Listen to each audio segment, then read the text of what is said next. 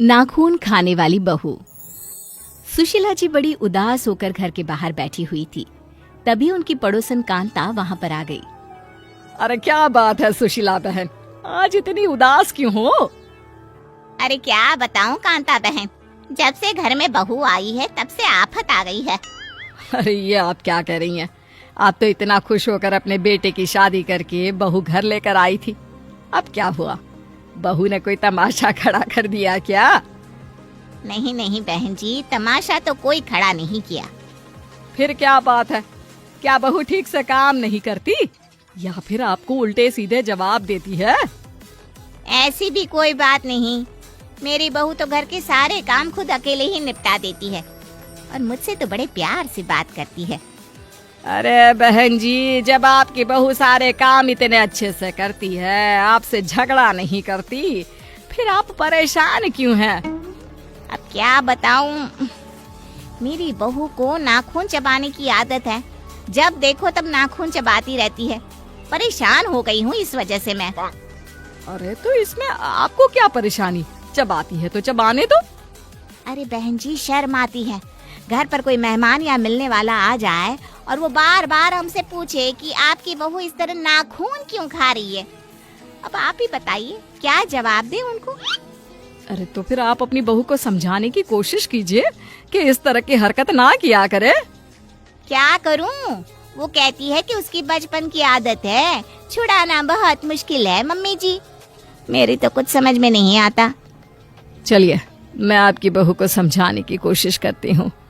आइए आइए, अंदर आइए, इसी बहाने बहू से भी मिल लीजिए। क्या पता आपकी बात उसकी समझ में आ जाए। सुशीला और कांता दोनों घर के अंदर चले जाते हैं। वहां पर सुशीला की बहू प्रिया घर का कुछ काम कर रही थी। कांता को देखते ही प्रिया उनके पास आ जाती है। नमस्ते आंटी जी, कैसी हैं आप? मैं तो बिल्कुल ठीक हूँ बेटा, खूब खुश रहो, भगवान तुम्हें लंबी उम्र दे। आंटी, मैं आपके लिए चाय नाश्ता लेकर आती हूँ। आप तब तक बैठकर मम्मी जी से बातें करें। अरे बेटा, चाय की क्या जल्दी है, यहाँ आओ, मेरे पास बैठो। सारा दिन काम में लगी रहती हो, कभी हम लोगों के पास बैठकर बातें भी किया करो। जी आंटी जी, मैं आप लोगों के पास बैठ जाती हूँ बस। कुछ ही देर बाद बातें करते करते प्रिया अपने नाखून चबाने लगती है। ये देखकर कांता ने उससे कहा, अरे प्रिया बेटा, ये तुम क्या कर रही हो? इतनी पढ़ी लिखी सुंदर और समझदार लड़की होकर इस तरह नाखून चबाना अच्छा नहीं लगता। सॉरी आंटी जी, वो क्या है ना, मुझे पता ही नहीं चलता कि मैं कब अपने नाखून चबाने लग जाती हूँ। अरे जरा दिखाओ तो तुम्हारे नाखून। ये देखिए। देखा आपने, प्रिया ने अपने नाखून चबा चबा कर पूरी तरह गायब कर दिए हैं। अब कौन समझाए इसे? अरे कोई बात नहीं, लेकिन बेटा तुम्हें इस तरह नाखून नहीं खाने चाहिए। देखो, अगर तुम इस तरह की कोई भी हरकत करोगी ना, तो कोई तुम्हारी अच्छाइयों को नहीं देखेगा, सब तुम्हारा मजाक बनाएंगे। आपकी बात सही है आंटी, लेकिन मैं क्या करूं? मेरा अपनी इस आदत पर बिल्कुल कंट्रोल नहीं है। लेकिन बेटा, मैंने भी तुम्हें कितनी बार कहा है, तुम्हें कोशिश तो करनी चाहिए ना। अच्छा, कोई बात नहीं प्रिया, कल मेरे घर पर छोटी सी पूजा है, मोहल्ले की कुछ औरतें भी वहाँ पर आएंगी। मैं चाहती हूँ तुम भी हमारे घर आओ। जी बिल्कुल, मैं मम्मी जी के साथ आपके घर जरूर आऊंगी। अगले दिन सुशीला जी अपनी बहू प्रिया के साथ कांता के घर पूजा करने के लिए जाती है। प्रिया मोहल्ले की औरतों के साथ बैठी हुई थी। तभी अचानक से मोहल्ले की एक औरत सीमा के चिल्लाने की आवाज आई। अरे ये देखो, सुशीला जी की बहू मेरा हाथ पकड़कर मेरे नाखून खा रही है। हैं? ये क्या कह रही हो? आपको क्या लगता है मैं झूठ बोल रही हूँ? ये देखिए, आपकी बहू मेरे बाजू में बैठी थी। अरे मैं तो भगवान के ध्यान में इतनी मस्त थी, इसने मेरा हाथ उठाया और लगी मेरे नाखून खाने। क्यों प्रिया बहू, तुमने सीमा के हाथ के नाखून भी खाए क्या?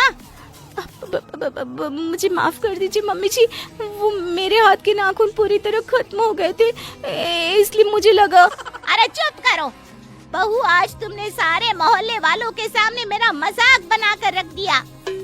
अरे प्रिया बेटा, मैंने तुम्हें कल ही तो समझाया था कि तुम्हें इस तरह की हरकत नहीं करनी चाहिए।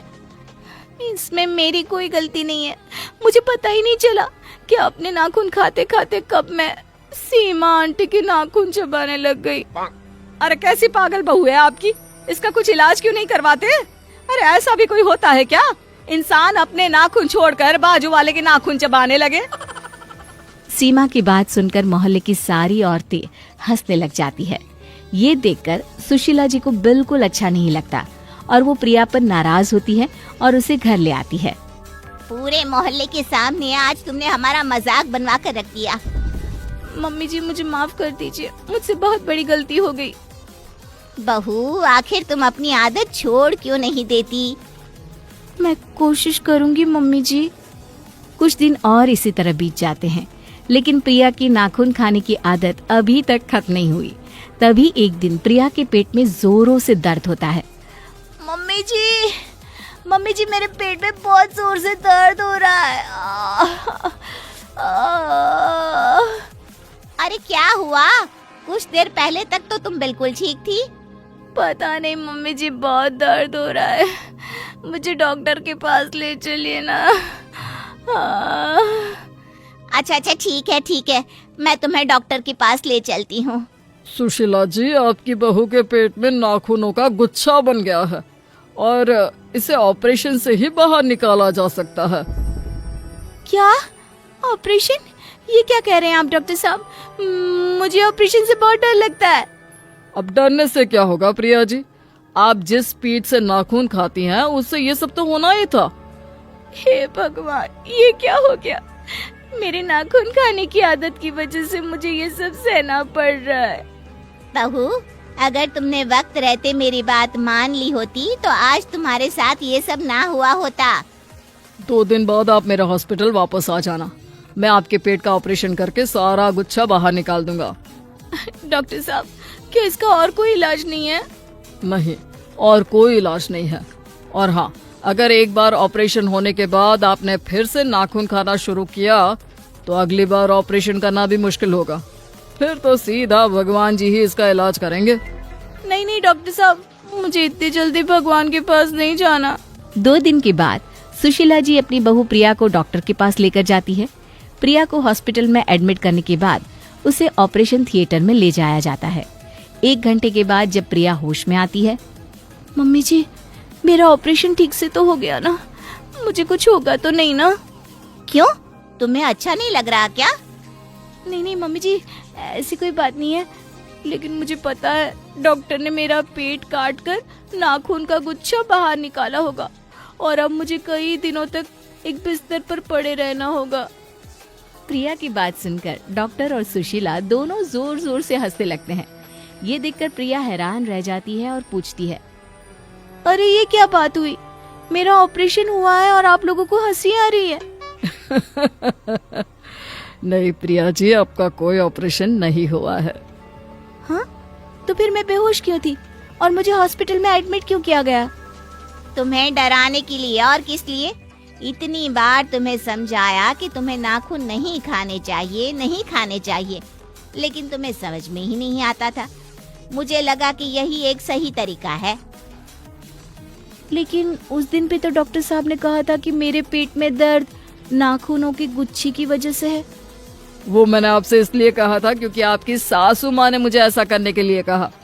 अगर मैं और आपकी सासू माँ आपको डराते नहीं तो आपकी नाखून खाने की आदत कभी नहीं जाती। तो क्या मैं बिल्कुल ठीक हूँ? मेरा पेट कटा नहीं है? जी नहीं, बिल्कुल भी नहीं, आप एकदम ठीक है। बस थोड़ी देर के लिए आपको बेहोशी का इंजेक्शन दे दिया गया था। और वो भी तुम्हें डराने के लिए बहू। लेकिन ध्यान रखना, अगर आगे से नाखून खाए तो सचमुच तुम्हारा ऑपरेशन करवा दूंगी। अपनी सास की बात सुनकर प्रिया जोर जोर से हंसने लगी और साथ ही उसने मन ही मन ये निश्चित भी कर लिया था कि वो कभी अपने या किसी और की नाखून नहीं खाएगी।